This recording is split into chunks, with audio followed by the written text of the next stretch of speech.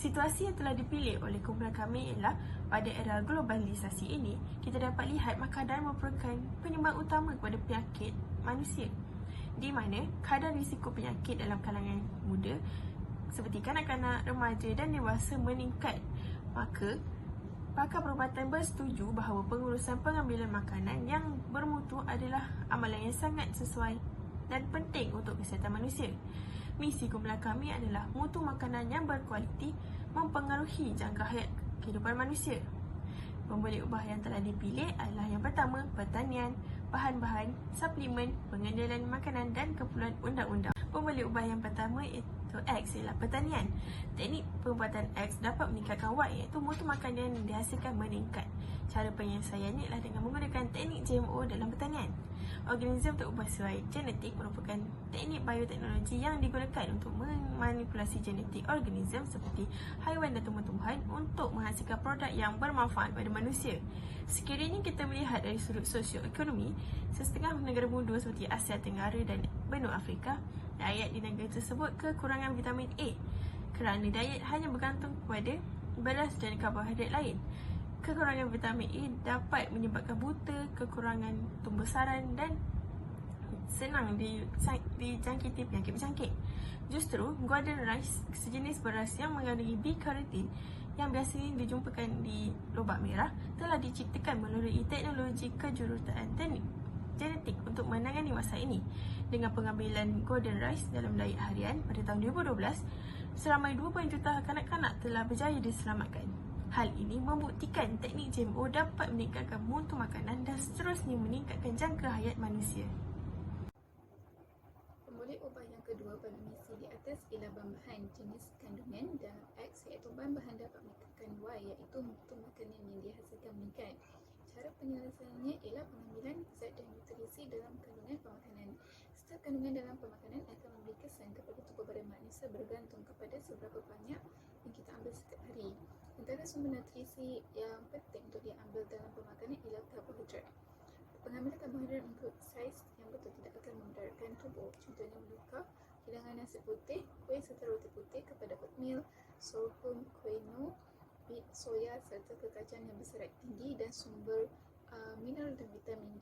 Sumber makanan ini mengandungi serat yang tinggi serta kita juga boleh perbanyakkan pengambilan jenis karbohidrat seperti monosakarida, disakarida dan polisakarida. Sumber nutrisi yang kedua ialah protein. Pengambilan sumber protein dalam pemakanan sangat bagus bagi membolehkan pertumbuhan serta pembaikan sel-sel dalam badan manusia. Setiap hari tubuh kita memerlukan sebanyak 0.8 gram sumber protein dari setiap 1 kilo berat tubuh badan. Bagi seorang wanita yang memerlukan sebanyak 36 gram protein, manakala lelaki pula memerlukan sebanyak 44 gram setiap hari.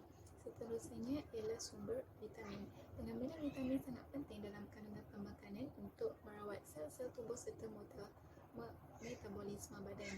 Vitamin C dan B kompleks sebaiknya diambil setiap hari kerana ianya tidak disimpan di dalam tubuh dan dikeluarkan melalui urin. Kekurangan vitamin di dalam badan boleh menyebabkan pelbagai penyakit seperti hipertensi, anemia, ginjal, kanser dan sebagainya. Oleh itu, kita boleh meningkatkan mutu makanan dengan menambah sumber vitamin seperti tomato, bayam, avokado dan jambu dalam kandungan pemakanan. Selain itu ialah pengambilan mineral. Pengambilan mineral seperti kalsium, kalium, sulfur dan zinc dalam pemakanan dapat meningkatkan fungsi saraf serta membantu mengekang makanan menjadi tenaga. Kekurangan sumber mineral boleh menyebabkan pelbagai masalah kesihatan seperti osteoporosis, darah dan masalah keseimbangan hormon.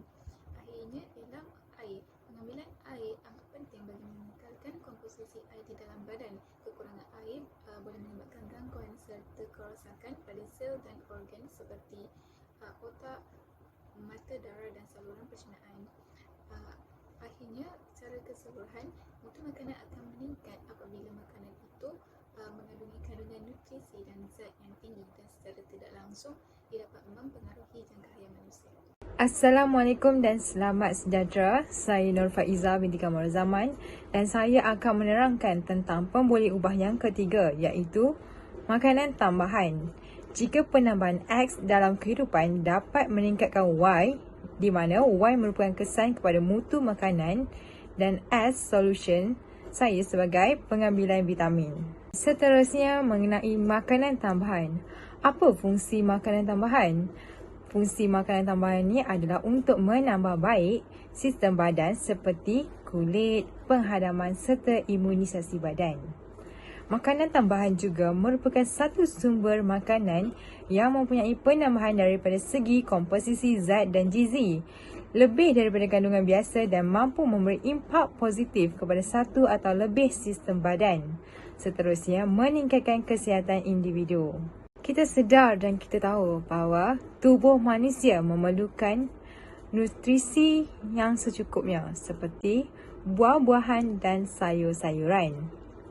Tetapi pada zaman yang sangat moden ini, kita tak pasti sama ada dalam dalam penanaman buah-buahan atau sayur-sayuran tersebut, baja yang digunakan adalah organik atau tidak.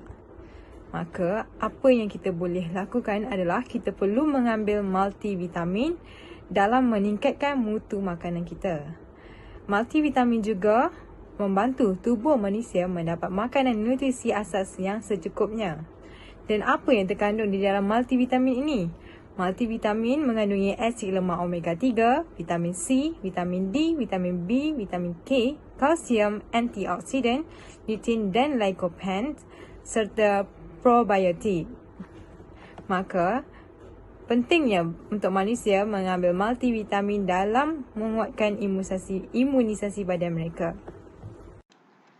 Okey, pemboleh ubah yang ketiga ialah pengendalian makanan. Dalam memastikan mutu makanan yang berkualiti, keselamatan makanan haruslah dititikberatkan untuk memastikan makanan itu bersih daripada kuman berbahaya, racun, toksin dan bersih daripada najis dan bahan buangan yang lain. Makanan yang tidak bersih boleh mengandungi bahan-bahan yang berbahaya atau bakteria yang boleh menyebabkan penyakit bawaan makanan seperti taun, typhoid, keracunan makanan, hepatitis A dan lain-lain lagi. Oleh itu, pengendalian makanan yang baik dapat memastikan mutu makanan yang baik sekaligus dapat meningkatkan jangka hayat manusia kerana terhindar daripada penyakit yang boleh menyebabkan kematian. Okey, di sini kita dapat lihat bahawa X ni ialah pengendalian makanan manakala Y ialah mutu makanan yang berkualiti. Jadi, penjagaan dalam pengendalian makanan ini dapat meningkatkan mutu makanan. Okey, antara cara pengendalian makanan yang betul ialah pengendali makanan diwajibkan menjalani pemeriksaan kesihatan dan mendapatkan vaksin daripada pengamal perubatan berdaftar sebelum dibenarkan mengendali makanan di permis makanan. Hal ini untuk mengelakkan pekerja pengendali makanan tersebut merupakan pembawa penyakit bawaan makanan. Selain itu, pengendali makanan untuk mengekalkan kebersihan diri pada tahap yang tinggi. Sebagai contoh, memakai pakaian yang bersih, menyimpan kuku yang pendek dan bersih, membasuh tangan sebelum memulakan kerja dan tidak melakukan apa-apa kelakuan atau tindakan yang boleh menyebabkan pencemaran makanan seperti batuk atau bersih. Seterusnya ialah memastikan bahawa permis makanan di mana makanan dikendalikan kekal bersih dan bebas daripada sampah, haiwan perosak, kotoran, sisa abu, sisa bahan mentah dan sarang laba-laba pada setiap masa. Pengendali makanan juga hendaklah memastikan pengendalian makanan dan penggunaan perkakas makanan dan bekas makanan dikendalikan dengan bersih dan selamat. Pastikan makanan tidak diletakkan merata-rata lalu bersentuhan dengan apa-apa benda atau bahan yang boleh mencemarkan makanan itu. Akhir sekali ialah pengendalian makanan yang menyedia, membungkus atau menghidangkan makanan untuk dijual hendaklah sentiasa memastikan penyediaan pembungkusan atau penghidangan makanan adalah bebas daripada apa-apa pencemaran. Sebagai contoh, tidak menggunakan tangan yang tidak berlapik untuk mengendalikan mana-mana makanan yang tidak berbungkus.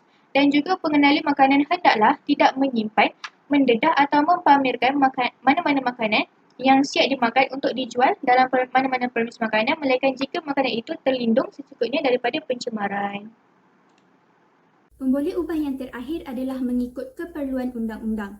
Untuk memastikan mutu makanan yang diambil pengguna adalah berkualiti tinggi, maka pengeluaran makanan tersebut mestilah dihasilkan mengikut undang-undang yang dibenarkan. Makanan yang selamat akan memberi kesan kepada rutin pemakanan sekaligus mempengaruhi jangka hayat kehidupan manusia. Untuk mendapatkan Y iaitu mutu makanan yang dihasilkan meningkat, maka S atau solution yang perlu diambil adalah pendekatan berjaga-jaga. Pendekatan yang pertama adalah dengan menggunakan bahan yang dibenarkan. Penggunaan bahan yang berkualiti seperti bahan bioorganik dan bebas kimia akan meningkatkan mutu makanan yang dihasilkan.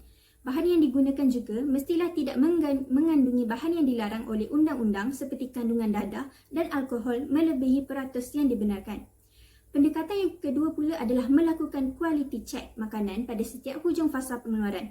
Sebelum makanan dipasarkan di pasaran, kualiti makanan perlulah menepati undang-undang dan selamat untuk diambil. Quality check akan menjamin mutu makanan yang dihasilkan dan sekaligus mempengaruhi jangka hayat kehidupan manusia. Sekian sahaja daripada kami, terima kasih.